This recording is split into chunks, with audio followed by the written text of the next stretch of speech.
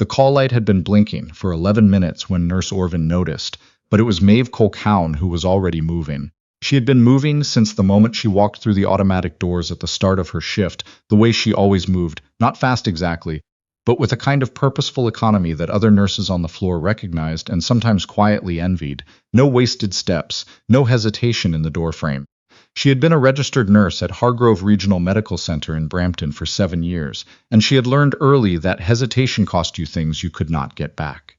Bay 4 was a 63-year-old man named Arthur Pembroke. He had come in the night before complaining of chest tightness and shortness of breath, and the overnight team had flagged him as moderate risk, which meant he was in a proper room rather than a hallway chair, but not in cardiac care. Maeve had read his chart on her tablet in the elevator, already building the picture: mild hypertension, managed diabetes, a small notation at the bottom that read former RCMP retired. She pushed open the door and found him slumped sideways against the bed rail, the call button cord twisted around his wrist where he had been trying to reach it. Mr. She was already at his side, already 2 fingers at his neck, already reading the monitor with the part of her brain that never really stopped reading monitors. His pulse was there but wrong, weak and irregular in a way that made something cold move through her chest. I can't. He got 3 words out and then stopped, and his eyes did something she had seen before and did not want to name. She hit the code button on the wall behind his head. Then she put her hands on his sternum and started. The first compression is always the one that makes you certain of everything and uncertain of everything at the same time. Maeve had done this before 4 times in 7 years, and she remembered each one with a specificity that surprised her whenever it came back to her. The particular weight of a body under your palms. The way the room changes when someone is dying in it. Bay 4 changed now. The fluorescent light seemed flatter. The small television in the corner, still on a morning news program, seemed absurd. She was on her 9th compression when the door opened, and she expected a resident, or another floor nurse, or the crash cart. Instead, she got Preston Holloway. She recognized him from the monthly all-staff newsletter, the kind of email she normally deleted but had happened to open 2 weeks ago, because the subject line mentioned parking. A new executive headshot, his title listed as Chief Operations Officer, Hargrove Regional Health Network. He was wearing a suit that cost more than her car payment, and he was accompanied by 3 people who were also wearing expensive clothing and carrying tablets in coordinated leather cases, and they had the particular energy of people who had been shown around a building while being told impressive things. Could someone explain what is happening in here? Holloway said. Maeve did not stop. Code situation, she said without looking at him. I need you to step back. There was a pause. She felt, rather than saw, the group shift in the doorway. Then Holloway said, we have a scheduled tour. The patient in this room was listed as stable overnight. His condition changed. 15, 16, 17, please step back. Another pause longer this time. There's a family room at the end of this corridor, Holloway said, and for a moment Maeve thought he was directing that at her, and something hot moved through her ribcage. But he was speaking to the people behind him, slightly lower, slightly turned, the words meant for them but carrying. We can start the next section of the tour from there. Dr. Vickers will walk you through the new cardiac unit. She heard him take 2 steps into the room. Nurse. His voice had changed. Still controlled, still professional, but with something underneath it now, like a hand on the back of a chair. We have a commitment to our investors this morning. There are 14 people on this floor right now who aren't patients. I need to move this down the hall. Maeve looked up for the first time. Move the code? She said. Move the patient. We have transport capability. He is in cardiac arrest. She held his eyes. I am not moving him. Holloway looked at the monitor. Looked at the door, looked at the investors, who had not yet moved to the family room, who were standing in the hallway in the strange half-attentive way of people who know they are witnessing something but are not sure whether to pretend otherwise. I understand the clinical situation, he said, but I need to ask you to consider the broader context here. The crash cart arrived. 2 nurses Maeve knew. Layla from overnight, still in her jacket because she had been on her way out, and a first-year named Doug who was already pulling the defibrillator, pushed past Holloway without acknowledging him. The room filled with a specific purposeful noise of people who knew what they were doing. Maeve said, clear the room, please. Holloway started. Sir, she did not raise her voice, there is a man dying on this bed. I am asking you to leave. If you don't leave, I am going to ask security to assist you in leaving, and that will take longer and be more visible to your investors than walking out on your own. Your choice? He left. She had 40 more minutes of focused and difficult work ahead of her, and she did not think about Preston Holloway again for any of that time. She thought about compressions and rhythm and the particular grimace on Arthur Pembroke's face when his heart started again, which it did at the 22-minute mark, improbably, and then stubbornly, as if it had simply needed someone to insist. She was at the nursing station finishing her notes when Holloway's assistant came to find her. It was a brief conversation. The assistant, young, apologetic in the controlled way of someone who has been trained to deliver bad news without editorializing, informed Maeve that she had been placed on administrative leave pending a review of her conduct during the morning's incident. The language was careful. Disruptive to institutional operations, failure to consider patient transfer protocols, unprofessional communication with senior administration during a managed tour event. Maeve read the form twice. Then she signed the acknowledgement line and handed it back. "I'd like a copy of that," she said. She got her things from the staff locker room, her coat, her lunch bag, her spare set of compression socks she kept for double shifts. Layla was in there changing, and she stopped when she saw Maeve's face. "He didn't," Layla said. "He did, Maeve." Arthur Pembroke's heart is beating.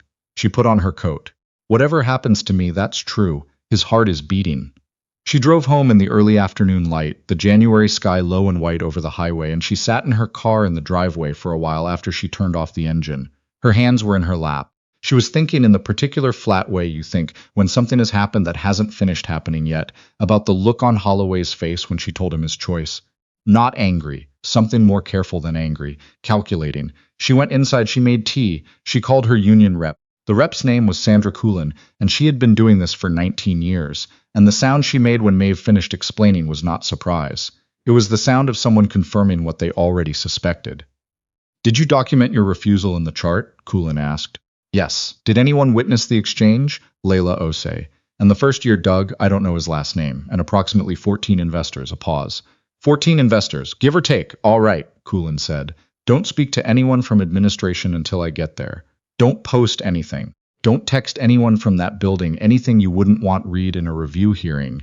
I wasn't planning to, I know you weren't. I'm saying it anyway because this is the part where people make errors." A brief sound. Coulin setting down a cup or picking something up. "How is the patient?" "Stable," Maeve said.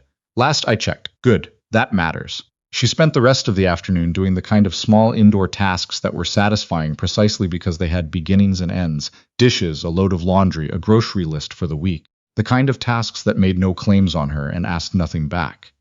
Around 4 in the afternoon, her phone began to buzz with texts from colleagues, the particular current of information that moves through a hospital floor faster than any memo, and she read them without responding to most of them. He sent the HR form to the whole unit. Colquhoun, as everyone is talking about it. Arthur Pembroke's daughter came in. She's asking who saved him. The investors are still in the building. Tour went to the cardiac wing instead. Did you actually tell Holloway it was his choice?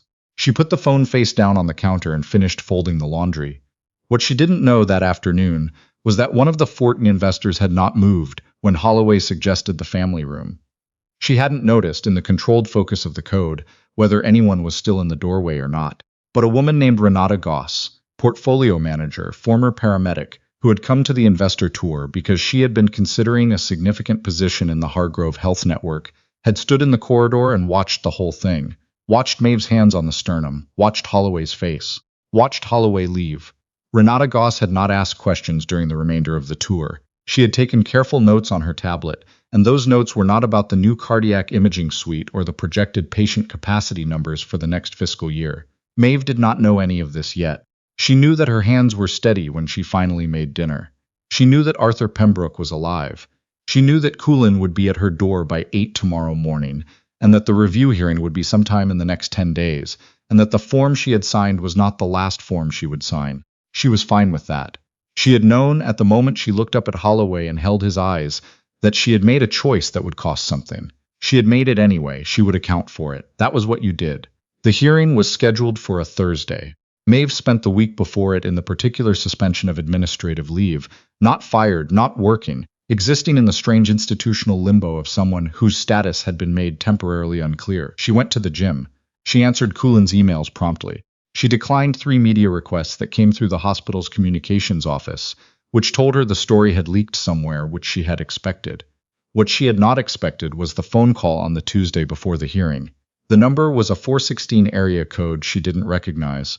She almost let it go to voicemail, then didn't, Mrs. Colquhoun. The voice was a man's, older, with the clipped precision of someone who was accustomed to people paying attention when he spoke. "My name is Superintendent Gerald Burley, retired. I'm calling on behalf of my son." She sat down. "Arthur Pembroke," she said. "My wife's name before she remarried was Pembroke. Arthur is my son, yes. A pause. He was RCMP for 26 years, Inspector, when he retired. He told me what happened. Maeve didn't say anything. I'm also, Burley said, on the board of the Provincial Health Quality Commission. I have been for about 4 years now. I wasn't going to mention it, but my son asked me to because he said you would probably need to know that for context. She was quiet for a moment. Outside her kitchen window, the January street was gray and still. How is he? She said. He's irritating the nurses at the cardiac ward, Burley said. Apparently he's been asking for his phone back since yesterday afternoon, so I'd say he's making good progress. She almost laughed. That's a good sign, actually. A brief pause. Miss Colquhoun, I've spoken with the network administration. I've also spoken with Renata Goss, who I understand witnessed the incident directly. I want to be clear about something. What happened in that room last week and what happened afterward are not going to be treated as a localized personnel matter. There are questions about Mr. Holloway's conduct that go considerably beyond the incident with you. Maeve set down her mug carefully. What kind of questions? Procurement decisions, some facility management contracts that were awarded through a process that is now under review. Mr. Holloway's relationship with certain companies on the investor tour is something the Commission would like to understand better. A pause. None of which is your concern, except insofar as it explains why I wanted to speak with you before Thursday. You're telling me the hearing is going to look different than I think it will. I'm telling you, Burley said, that you should come prepared to speak clearly about exactly what you observed and exactly what you did, and that the people in that room will be listening more carefully than a standard administrative review. She went to the hearing.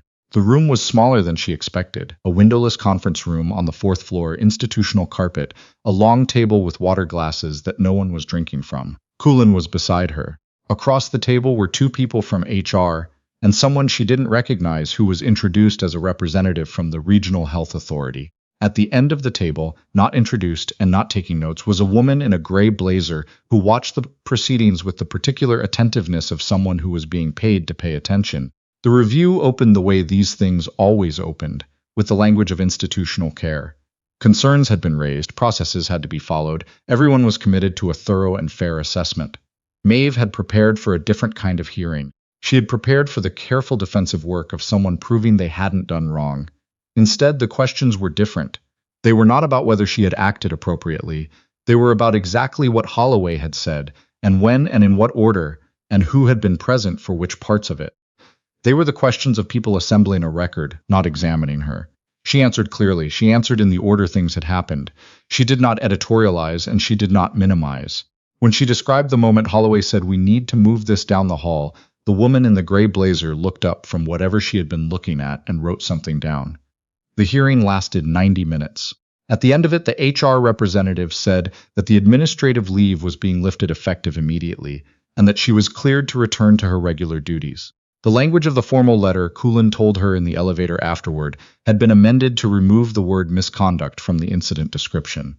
What it would now say, pending the final draft, was that Nurse Colquhoun had exercised appropriate clinical judgment under conditions of institutional pressure. That's actually a pretty good sentence, Colquhoun said. It's a good sentence, Maeve agreed. She went back to the floor the following Monday. Layla was at the station when she came in, and did not make a large thing of it, which was the right call. Just a small look and a slight lift of one shoulder that meant "I knew you'd be back." Doug, the first year, whose last name she now knew was Ellicott, gave her a wider-than-necessary smile that she appreciated more than she could easily say.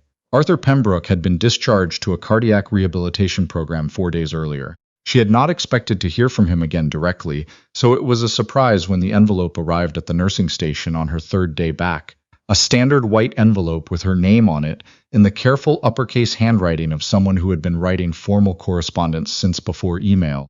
Inside was a card, the kind you buy at a drugstore, with a generic watercolor on the front, and inside the card was a handwritten note. It said, "You put your hands on my chest when someone told you not to, and then you argued with a man in a better suit than yours, and then you drove home and did whatever it is you do when the day is done. My father told me what happened after.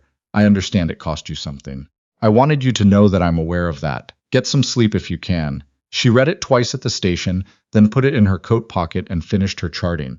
Preston Holloway's departure from Hargrove Regional was announced 3 weeks later, described in the network's internal communications as a voluntary resignation to pursue other professional opportunities. The language was the language these things always used.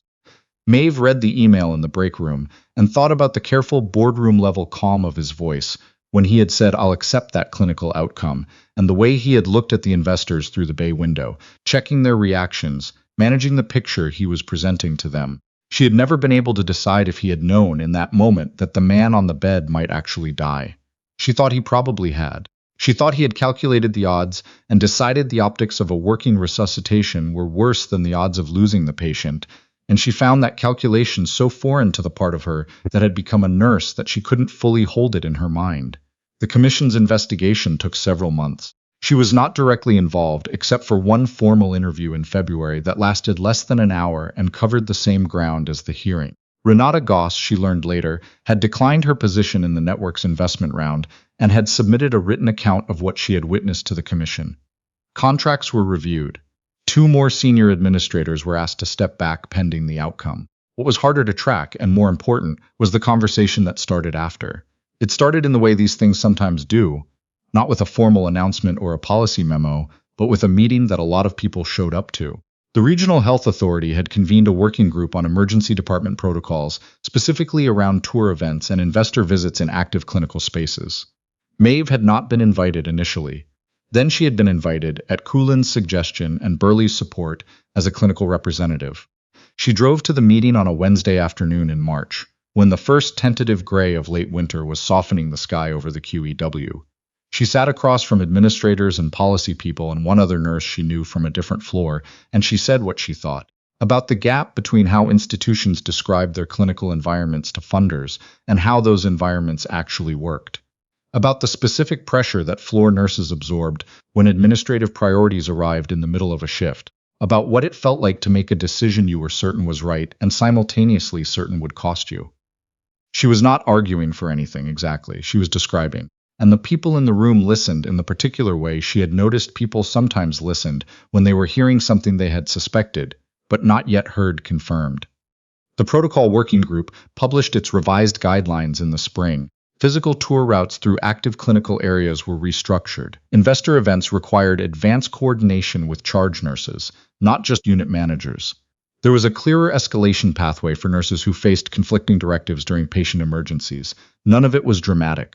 All of it was the specific, incremental kind of change that actually moved things. She did not make a speech about any of it. She went back to her floor. She checked Arthur Pembroke's discharge follow-up in the system one more time, noted that his cardiac rehab completion record was marked satisfactory, and then moved on to her regular charting. Layla found her in the break room at the end of a long Friday shift in April, the pale evening light coming in through the single high window. They drank bad coffee and talked about other things. Layla's apartment search, a show they were both watching, whether the new scheduling system was actually an improvement or just a different kind of annoying. At some point, Layla said, "Did you ever think about what you would have done if he hadn't left?" Maeve considered the question. "In the room or after?" "Either in the room," she said. "The same thing I did. Keep my hands where they were." She looked at her cup. "After, I don't know. Something else. Something slower. But something." Layla nodded, not like she was surprised, just like the answer confirmed a thing she had already believed. "You know what I keep thinking about," Layla said. "You know what actually gets me? It's that Doug Ellicott is going to be a really good nurse. That kid wasn't even 3 months in and he just went straight for the cart. Didn't hesitate." Maeve thought about that, the particular reliable quality of someone who goes for the cart without being asked. "Yeah," she said. "He is." They finished their coffee. The window darkened. The floor was quieter by now, the particular managed quiet of a hospital in the gap between the evening rush and the night shift, ventilators and monitors, and the soft percussion of a place that never really stops, only changes register. She put on her coat, said goodnight to the overnight team coming in, and pushed through the doors into the parking garage. Her car started on the second try, which was good for March. She sat for a moment with the heat running, her hands relaxed in her lap, and thought about nothing in particular and everything at once. Then she put it in drive and went home.